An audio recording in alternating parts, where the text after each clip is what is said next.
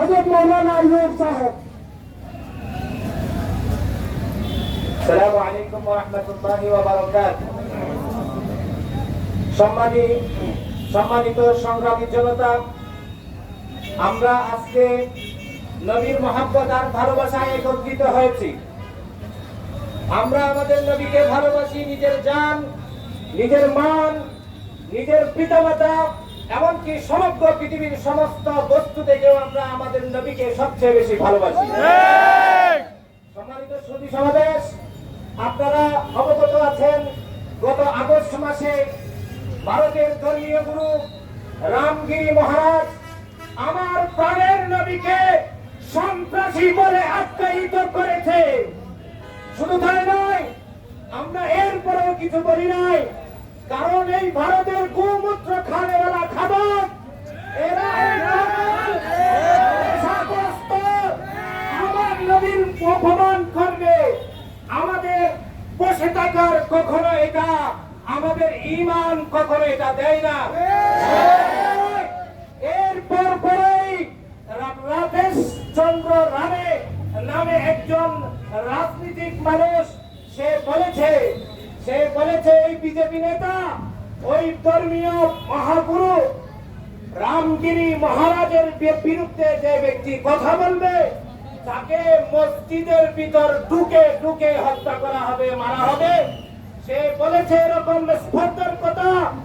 এই কুমুদ খানেওয়ালা খাদক এই রাধেশ চন্দ্র রায় এবং তার আশপাশে যারা সাঙ্গমাঙ্গ আছেন তাদেরকে আমাদের এই ছোট্ট সমাবেশ থেকে আমি জানিয়ে দিতে চাই, তুমি আমাদের নবীর অপমান করো নাই, শুধু পুরা বিশ্বের মধ্যে যত 200 কোটির উপরে যে মুসলমান আছে ওই মুসলমানদের দিলের অন্তরের মধ্যে কলিজার মধ্যে আঘাত করেছে। সিংহ বসে আছে, আরাম করছে। আমরা মুসলমান জাতি, সিংহের জাতি, এটা মনে করো না যে সিংহ দুর্বল হয়ে গিয়েছে, আরাম করছে।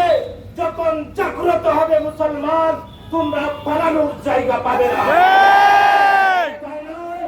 আজকে এই সমাবেশ থেকে বাংলাদেশ সরকারের প্রতি আমাদের বিনীত আহ্বান জানাচ্ছি, এই বার্তা আমরা পৌঁছে দিতে চাই, ভারতের সাথে যত কূটনীতিক সম্পর্ক, অন্য সমস্ত সম্পর্ক যাতে প্রত্যাহার করে আজকে আমাদের এই সমাবেশ থেকে আমরা আহ্বান জানাচ্ছি।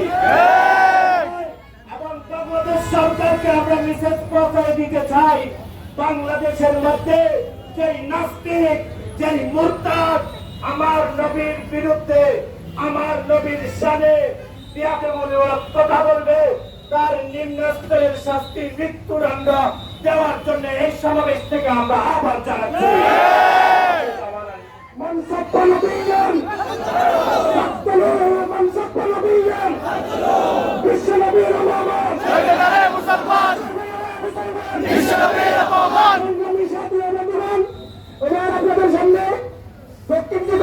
আপনাদের সামনে বাংলাদেশের সাধারণ সম্পাদক হযরত মাওলানা জনাব সাহেব বক্তব্য পেশ করবেন। আসসালামু আলাইকুম। ইন্নাল হামদালিল্লাহ মান সাব্বা নাবিয়্যান ফাকুতুলু। আপনারা জানেন আমাদের পার্শ্ববর্তী দেশ ভারত বিজেপি নেতা মোহাম্মদ আরবি সাল্লাল্লাহু আলাইহি ওয়াসাল্লামকে নিয়ে কটাক্ষ করেছেন। এগুলি কাফের, মুশরিক, ইহুদি, নাসরানের পুরাতন অভ্যাস। 1400 বছর পর্যন্ত মোহাম্মদ আরবি সাল্লাল্লাহু আলাইহি ওয়াসাল্লামকে তারা চালাতন করে আসতেছে। তাদের দূষণ এখনো রয়ে গেছে। কোরআন সুন্নাহ তাদের শাস্তি আইন করেছেন। যারা মোহাম্মদ আরবি সাল্লাল্লাহু আলাইহি ওয়াসাল্লামকে গালমন্দ করবে তাদের মাথা গালের সাথে থাকতে পারে না।